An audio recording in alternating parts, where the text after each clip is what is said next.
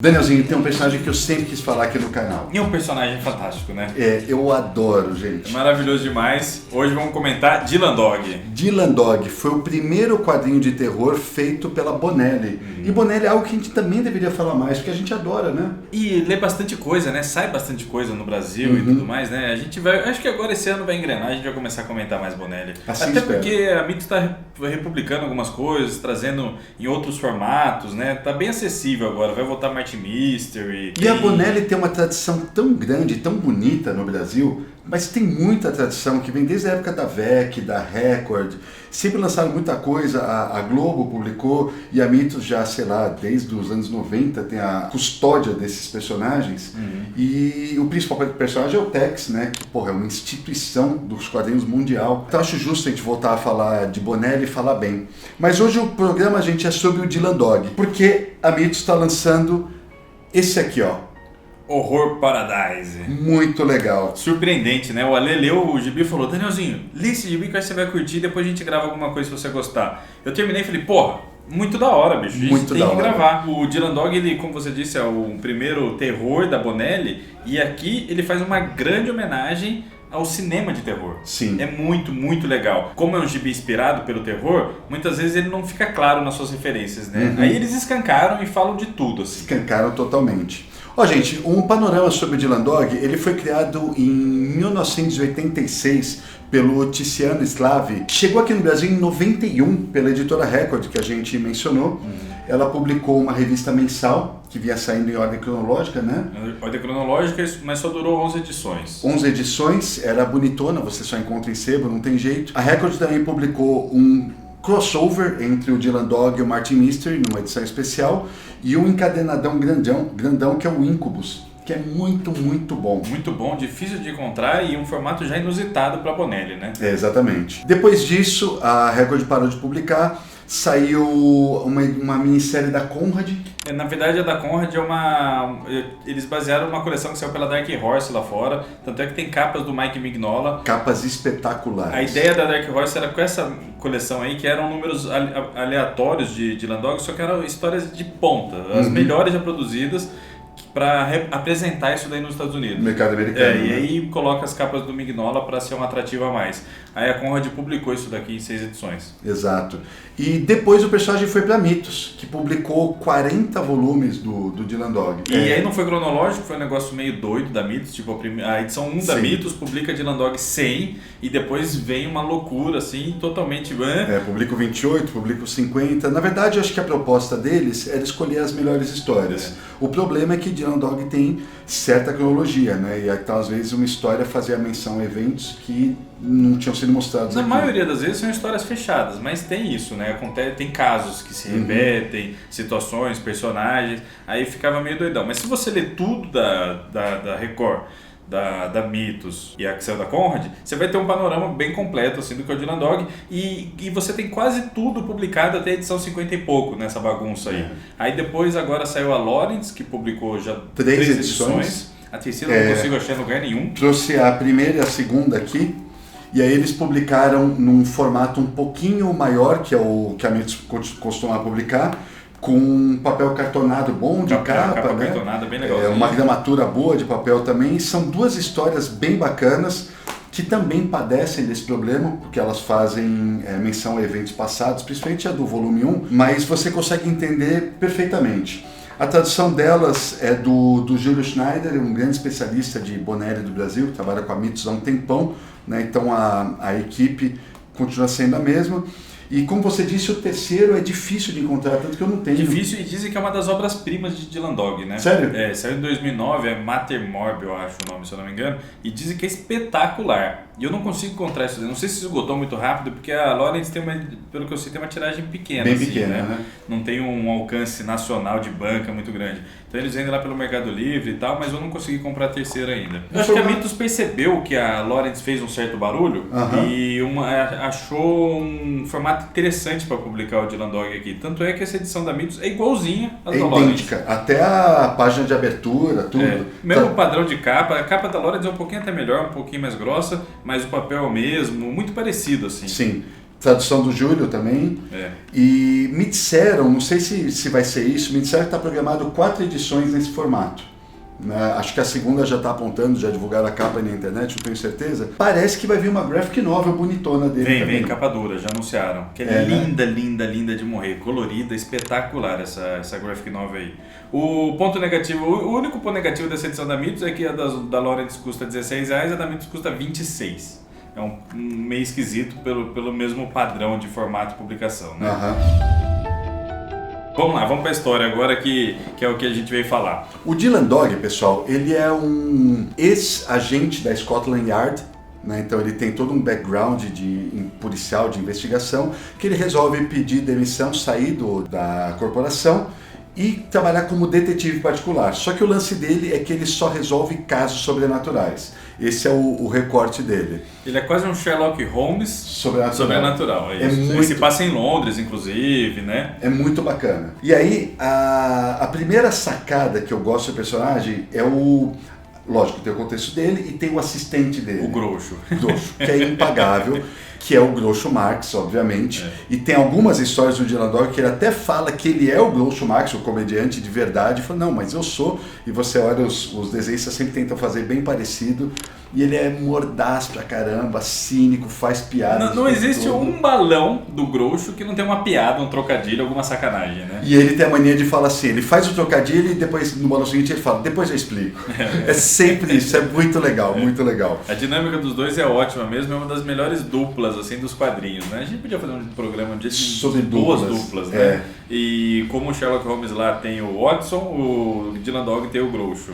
O Dylan Dog, ele ficou fora das bancas, assim, a gente falou por um tempão, nem quando teve o filme com o Brandon Routh, o ex-Superman, né, saiu o filme, acho que em 2012, a gente achou que fosse ter um boom do Dylan Dog, mas não teve, até porque o filme não ajudou. Mas agora acho que é o momento de você conhecer esse personagem, até porque essa história é magnífica. Então, e essa história aqui, ela é a número 48, e saiu em 1990 lá na Itália, né? Então agora você tem quase tudo, até 50, como eu disse lá no começo, acho que até 53 você tem inteira publicada no país. Não tem disponível, tem que procurar em sebo e tudo mais, mas você tem todos esses 50 números de Dylan Dog de um jeito ou de outro publicado aqui no país. Sim. Então os bonelianos podem ficar felizes nesse sentido, que está sendo tudo, por mais maluco que seja a publicação, os buracos estão sendo tampados. Assim, né? E essa edição é desenhada pelo Claudio Castellini, que posteriormente fez trabalhos para Marvel e tal. Fez Surfista, fez Conan. Depois. O desenho dele é muito bom. Muito bom. Excelente. O texto é de Meda, Serra e Vigna,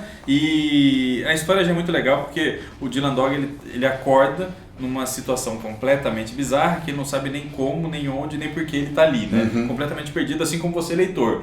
E do nada, você vira a página, você vê o Dylan Dog sendo perseguido pelo Alien. Pelo Alien mesmo do filme. Você falou, o quê? Como assim? Já é super esquisito, né? Na capa você bate o olho, você já vê que tem os monstros clássicos.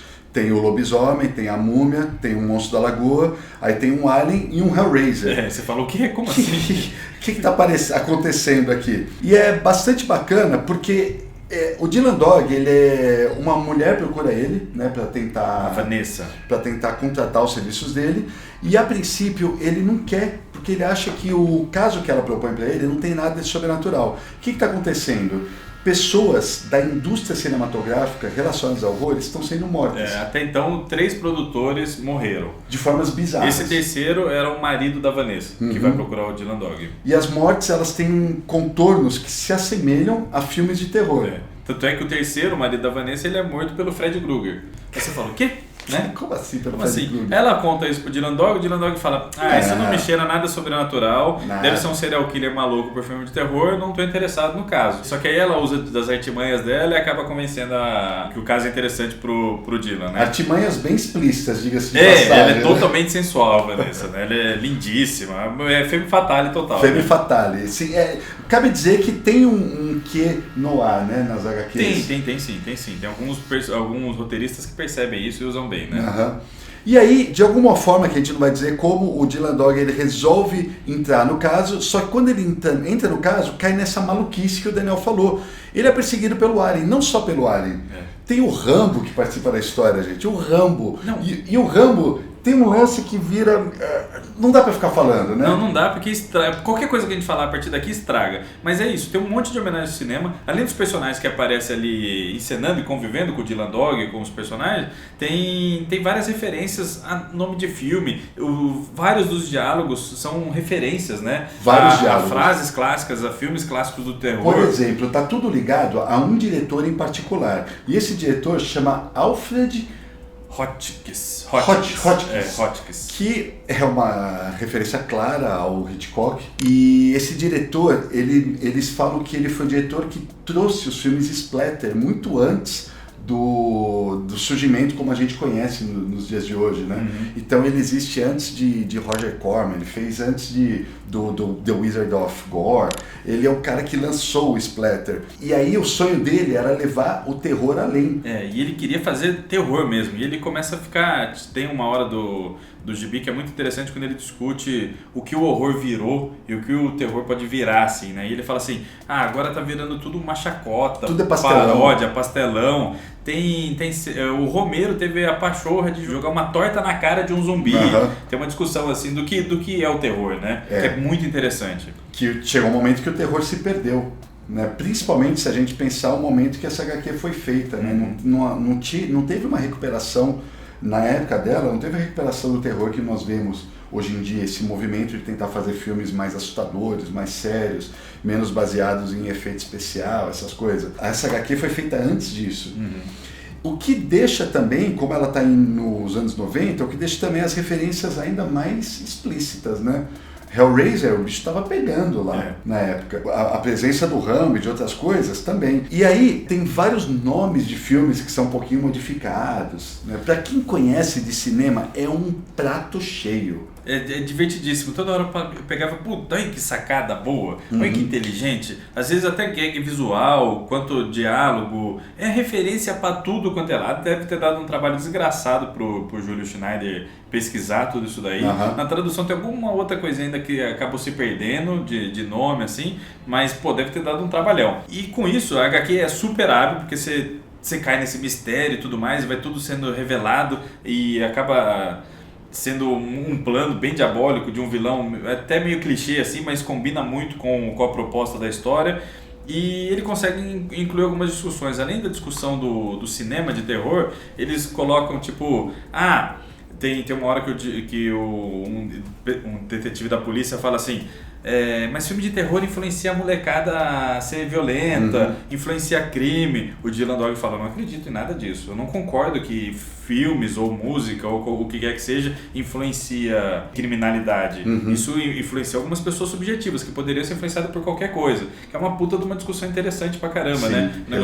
Relevante. Você fala, tem que censurar os filmes de terror, não pode, sei lá, mostrar certos exageros porque vai influenciar as pessoas a cometerem, sei lá, atrocidades. Aí você pensa em Ozzy Osbourne sendo processado por ter feito a música e absolvido. Neil Gaiman sendo processado porque o moleque se matou com um gibi do Sandman debaixo do braço, ou qualquer outra Judas Priest, né? Judas Priest o lance também. que teve dos RPGistas nos anos 90 aí, queria proibir os livros de vampiro porque influenciava a juventude.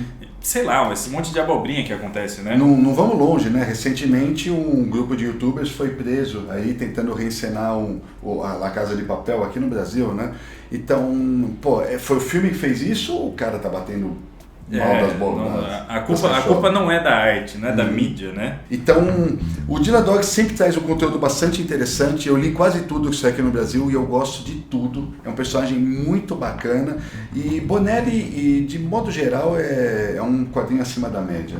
Né? Os especiais, então, nem se fala. Eu adoro. E esse é uma excelente porta de entrada pro Dylan Dog. Porque é o que acontece às vezes com o Dalores, algumas aí que a gente citou, exige um pouquinho de conhecimento do personagem. Não, aí é tudo tranquilo, tudo bem apresentadinho assim, papum. E se você gosta de cinema, de terror, então, nossa senhora, vai se apaixonar. Você vai se deleitar. Bom, só lembrando que o Martin Mystery também voltou para as bancas agora, mas nós não lemos. Fica aí o recado, porque é um outro personagem bem bacana, teve desenho aí que conquistou a galera há um tempo atrás. E também vale a pena dar uma conferida que Martin Mystery costuma ter histórias bem legais.